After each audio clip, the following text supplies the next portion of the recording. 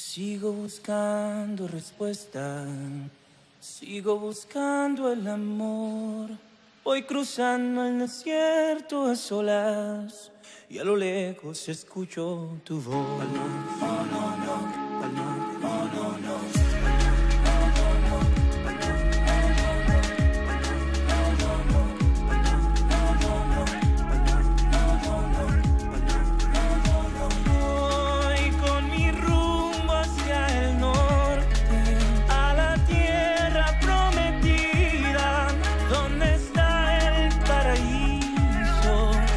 Penas ya no habrán, con mi rumbo hacia el norte, a la tierra prometida, y aunque voy sin pasaporte, sé que un día he de llegar.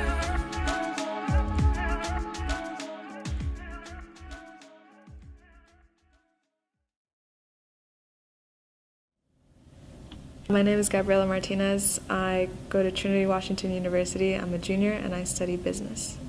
So my TPS is set to expire in September of next year, which would be the start of my senior year of college. And it's really crazy to think about how there might be a chance that after all these years that I've been in this country, not knowing where the country that I was born in, El Salvador, I could be sent back to a place where I don't really know the culture or just how people live there. Don't get me wrong, I'm really proud of my culture. I'm really proud to be a Latina, really proud to be a Salvadorian, but there's a difference in growing up there and growing up here.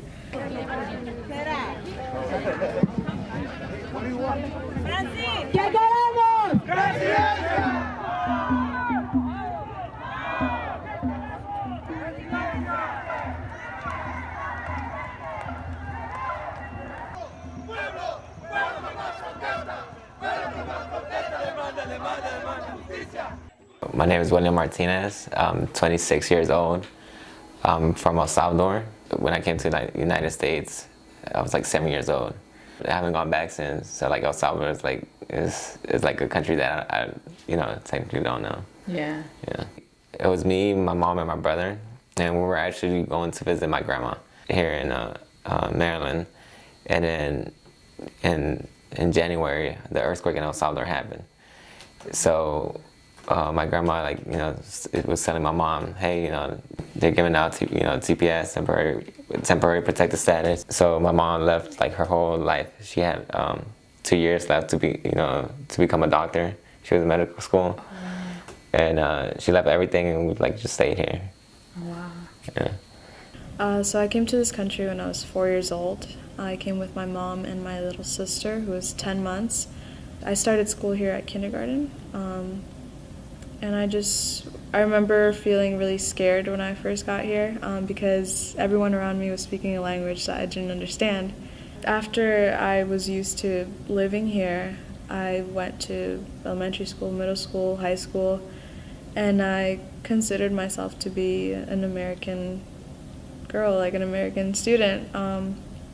I also knew that I was from El Salvador. I just didn't know what that meant, coming from another country when you weren't born in the United States. It was hard for us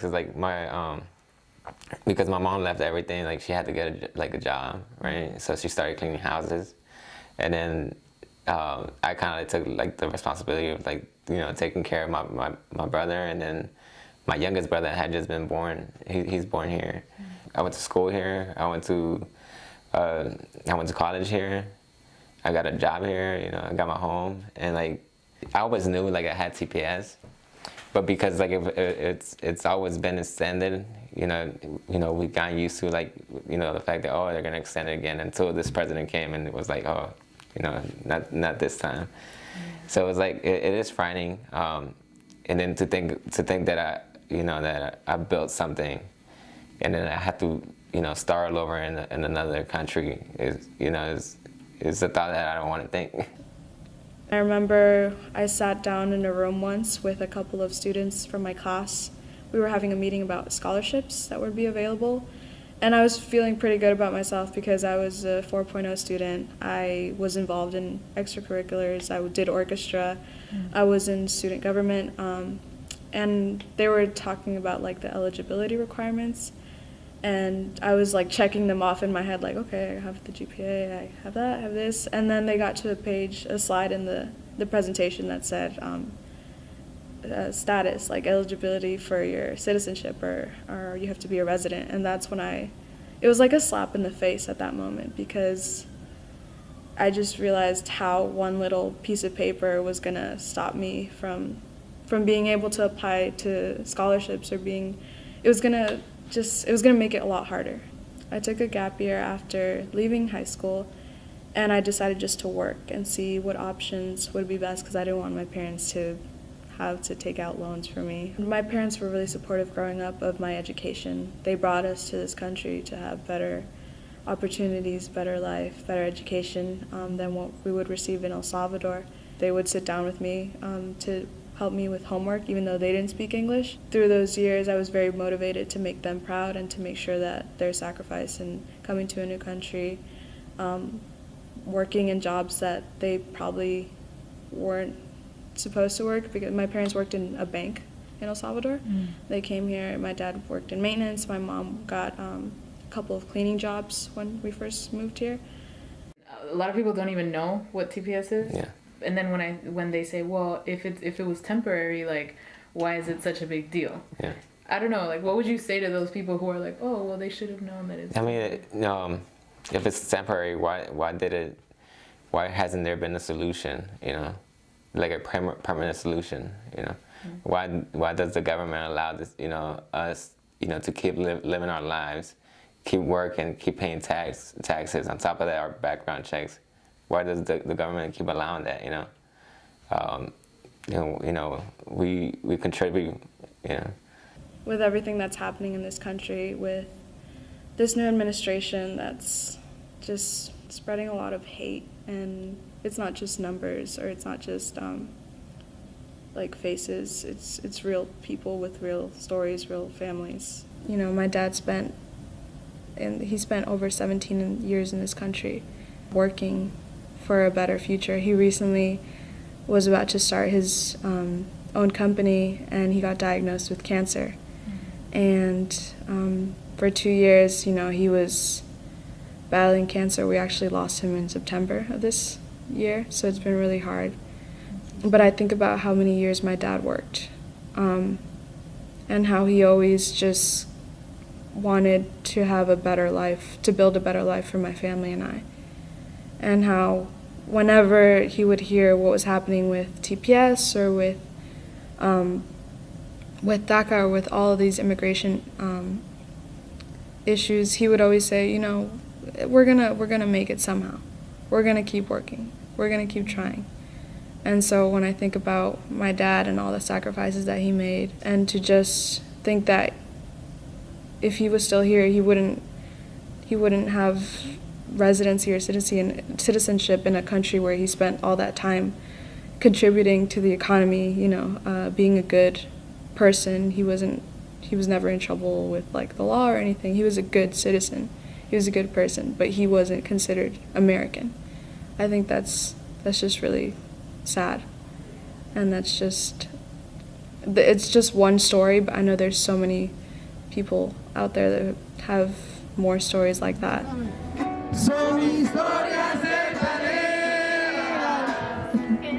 gente de piel y hueso por la carretera. Una vez más, entonces, eso mismo. Son historias verdaderas. Dice. Gente de piel y hueso por la carretera. Son historias repetidas. Gente que pierde vida buscando la vida. My name is Mustafa Jumali. I'm with the Black Alliance for Just Immigration. And as you guys know, black immigrants are oftentimes not thought of in this immigration discourse.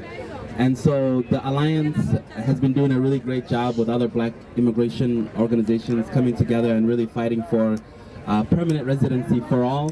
We know that a lot of TPS holders have been in this country for more than 20 years, and there's nothing temporary about their status. There's nothing temporary about them living in the United States, and they've built homes and have children and are really like important pieces to their communities. Gracias. I'm here on behalf of Senator Chris Van Hollen, who wanted me to share the following message with you. He says, for decades, our country has welcomed and protected immigrants fleeing violence and turmoil around the world. These are men and women who have lived here legally for years, who have jobs and businesses and are our neighbors. And we cannot, in good faith, send them back to some of the most dangerous places in the world. And that is why Senator Chris Van Hollen has introduced the Secure Act in the Congress, which would allow qualified temporary protected status recipients to apply for legal permanent residency. Though our recent victory in the courts will prevent some TPS recipients from losing their status, it is not a long-term solution, and that is why Congress must pass the Secure Act to ensure that all families are kept together.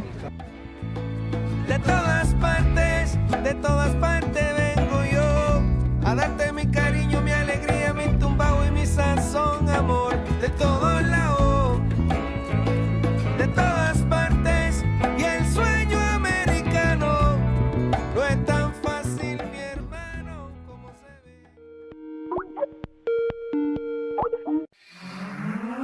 So my name is Luis Sorto. I am a recent graduate of Georgetown University. In the class of 2018. I'm originally from Los Angeles, California, but I live in Novo, Indiana now. My parents are both immigrants. My mom's originally from Honduras, my dad's from El Salvador. Now that I'm back in Indy, I work at a public affairs firm, Vox Global, and there I do a lot of health advocacy, education advocacy, but also diversity and inclusion, which dips in a little bit into my roots of immigration advocacy. I know for myself, being Central American, both of my parents are from Honduras, and I'm a first generation here in the U.S.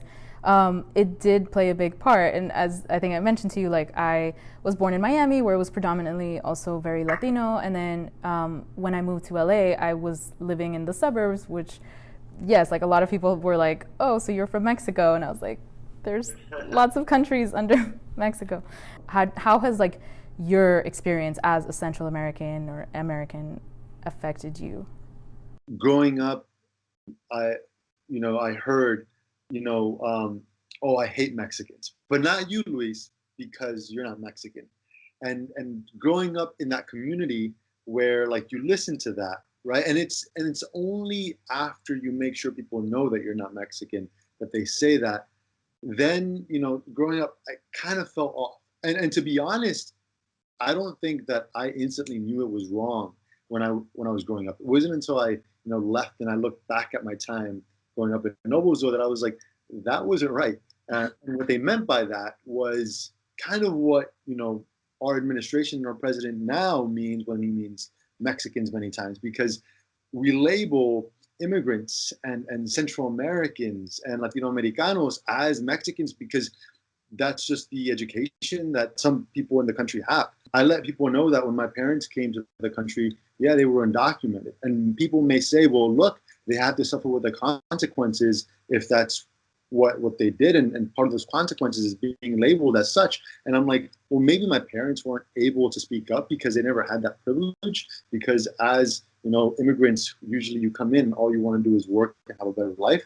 But the children of those immigrants, me as an American, as a citizen, I have the power to push against those consequences. I have the power to push against that rhetoric. And like, in my perception, I'll spend my whole life doing that. Like literally this past week, birthright citizenship.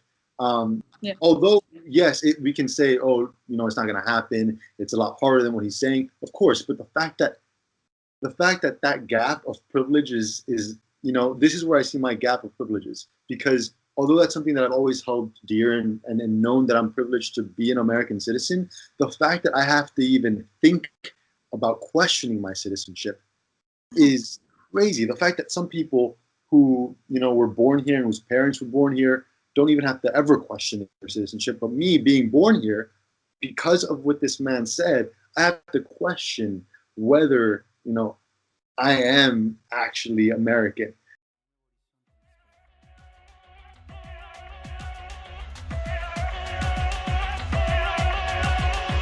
Pa'l norte, oh no, no, pa'l norte, oh no, no, pa'l norte, oh no, a la tierra prometida.